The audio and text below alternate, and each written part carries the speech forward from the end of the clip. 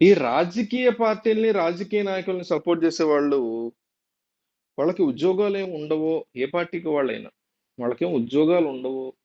లేకపోతే ఇట్లా ట్విట్టర్లో పడి, ఇన్స్టాగ్రామ్లో పడి, వాట్సాప్లో పడి, యూట్యూబ్లో పడి, ఫేస్బుక్లో పడి ఇట్లా కొట్టుకుంటూ ఉంటే ఆ పార్టీలు ఆ నాయకులు డబ్బులు ఇస్తారు.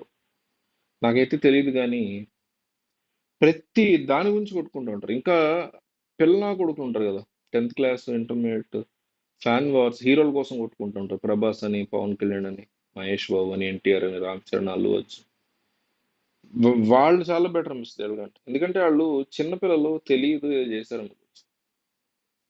ఈ జగన్మోహన్ రెడ్డిని సపోర్ట్ చేసే బ్యాచ్, చంద్రబాబుని లేదా పవన్ కళ్యాణ్ పొలిటికల్ గా సపోర్ట్ చేసే బ్యాచ్, ప్రతీది వింతే, ప్రతీది దెబ్బలాడుకోవడానికి దొరుకుద్ది వాళ్ళకి. తమ నాయకుడు తప్పు చేసినా సరే క్వశ్చన్ చేయగలిగిన వాడు నిజమైనటువంటి మనిషి, వాడు నిజమైన ఓటరు. జగన్ ఏం చేసినా డిఫెండ్ చేసుకుంటూ, చంద్రబాబు పవన్ కళ్యాణ్ ఏం చేసినా డిఫెండ్ చేసుకుంటూ, లేదు లేదు వాళ్ళు తప్పేం లేదు ఇందులో, లేకపోతే మావాడు తప్పేం లేదని కవర్ చేసుకునే వాళ్ళు అసలు మనుషుల కింద లెక్కలోకి రారు నా దృష్టిలో ఫస్ట్. ఎందుకంటే ప్రతి రాజకీయ నాయకుడు 5% మాత్రమే మంచి చేస్తాడు, 95% చెడే చేస్తాడు. అందులో ఏదన్నా కాస్త బెటర్గా చేస్తాడంటే మళ్ళీ గెలవటం కోసం తప్ప ఇంకేది కాదు. తమ 5 సంవత్సరాల టెన్యూర్లో 5% మాత్రమే మంచి చేసేవాడినే రాజకీయ నాయకుడు లేదా సీఎం లేదా ఎక్స్ సీఎం అంటారు.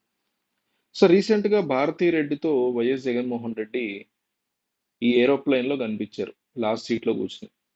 దాని గురించి ఏది పడితే అది మాట్లాడడం, దాని గురించి ఏది పడితే అది రాయటం, వాగడం, ఈ గొడవ ఎక్కువైపోయింది ట్విట్టర్లో, లేకపోతే ఇన్స్టాగ్రామ్లో, యూట్యూబ్ కామెంట్లలో. ఈ పెంట ఎక్కువైపోయింది. పెంటను ఎందుకు అంటున్నానంటే, మీ నియోజకవర్గంలో ఎన్నో సమస్యలు ఉంటాయి. అసలు మీకే బోల్డ్ సమస్యలు, నాకు లేవు సమస్యలు. మా రోడ్డు బాల, దాని గురించి నేను పోరాటం చేస్తున్నా, దాని గురించి మాట్లాడుతున్నా, కోర్టుల్లో తిరుగుతున్నాం మేము. అట్లా మీ ఏరియాలో ఉన్న సమస్య గురించి మీరు కూడా ఏమైనా చేస్తే బాగుంటుంది. కానీ జగన్ వెనకాల సీట్లో కూర్చున్నాడా, చంద్రబాబు ముందు సీట్లో కూర్చున్నాడా, పవన్ కళ్యాణ్ పక్క సీట్లో కూర్చున్నాడా, ఇలాంటి వాటి గురించి ట్రోల్స్. నిజానికి లాస్ట్ సీట్లో కూర్చున్నాడు, ఇలా అయిపోయింది ఏంటి బతుకు అని. ఏం అవలా బతుకు. ఏటీఆర్ ఫ్లైట్లకి ఎగ్జిట్లో ఎంట్రీలు వెనకాలే ఉంటాయి, ఏటీఆర్ ఫ్లైట్స్ అంటారు. వెనకాలే ఉన్నప్పుడు ఏంటంటే ఒక సెలబ్రిటీయో, ఒక ఇట్లాంటి మినిస్టరో, లేకపోతే ఎక్స్ సీఎంఓ సీఎంఓ వీళ్ళు వచ్చినప్పుడు వాళ్ళని అందరు ఎక్కాక లాస్ట్లో ఎక్కిస్తారు. ఎందుకంటే వాళ్ళకి అట్రాక్షన్ ఎక్కువ ఉంటుంది కదా, జనాలు వచ్చి మాట్లాడడం ట్రై చేస్తారు. అలాగే దిగిపోయేటప్పుడు ఫస్ట్ వాళ్ళు దింపేస్తారు, ఎందుకంటే మళ్ళీ జనం వాళ్ళ క్లమ్జీ ఉంటుంది కదా. ఉంటే ఎంతో ఇంత గ్యాప్ ఉంటుంది అబ్బా, కరెక్ట్గా ఇంత గ్యాప్ ఉంటుంది నడవడానికి మధ్యలో ఫ్లైట్లో. సో అట్లా ఆ నడిచే గ్యాప్ లో ఎవరో వచ్చి జగన్తో మాట్లాడడానికో, లేదా అక్కడ కూర్చొని చంద్రబాబుతో మాట్లాడడం ట్రై చేస్తున్నప్పుడు బ్లాక్ అయిపోద్ది కదా. అందుకనేసి ఆ ఏటీఆర్ ఫ్లైట్ లో లాస్ట్ లోనే ఉంటాయి ఎగ్జిట్ లో, అందులో కూర్చోబెట్టి పంపిస్తారు, లేదా మళ్ళీ అక్కడి నుంచి తీసుకొస్తారు. ఇది చాలా బేసిక్ గా చేసి దానికి కూడా గొడవ.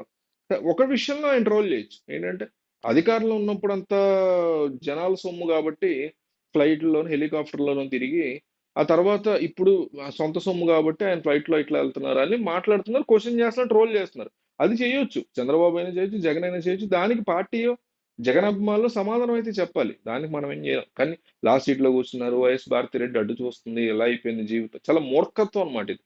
వాళ్ళకి లేని డబ్బుల, ఈ యువతల ఈయనకి హెరిటేజ్ లేదా, అవతల ఆయనకి భారతీయ సిమెంట్స్ లేదా, మనకు తెలియని ఎన్నో వ్యాపారాలు లేవా? ఇన్ని సంవత్సరాల పాటు వాళ్ళ నాన్న సీఎం ఉన్నప్పుడు ఆయన, ఈయన సీఎం అప్పుడు ఈయన, లేకపోతే చంద్రబాబు సీఎం కొన్నప్పుడు ఈయన, ఎన్టీఆర్ వాళ్ళ మామ సీఎం కొన్నప్పుడు ఈయన దోచుకోలేదా? వాళ్ళకి వాళ్ళకి భారీ భారీ బిజినెస్ లేవా?